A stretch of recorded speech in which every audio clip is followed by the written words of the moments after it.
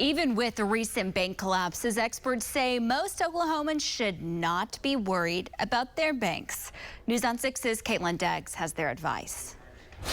The CEO of Regent Bank says he believes the 3 banks that collapsed this year are part of a more isolated incident. He says in Oklahoma, some banks are actually having record years. Sean Copeland is the CEO of Regent Bank. He says banks like First Republic and Silicon Valley that collapsed aren't just regular banks. They're very heavily focused in tech. So First Republic really catered to large tech executives. So they had really, really large clients. And that was the biggest final difference between them and the typical bank. He says Oklahomans shouldn't be worried because there are ways to bring down the risk.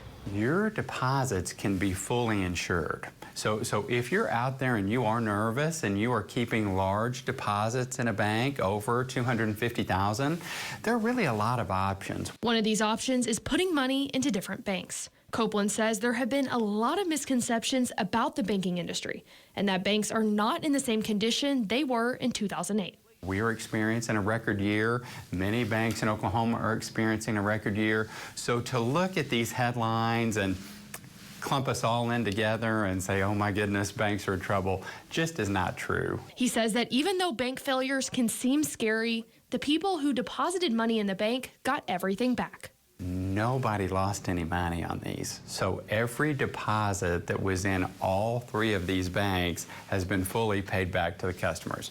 Copeland also says that these bank failures aren't costing the taxpayers money because the banks are the ones who pay for the losses. Caitlin Deggs, Oklahoma's Own, News on 6.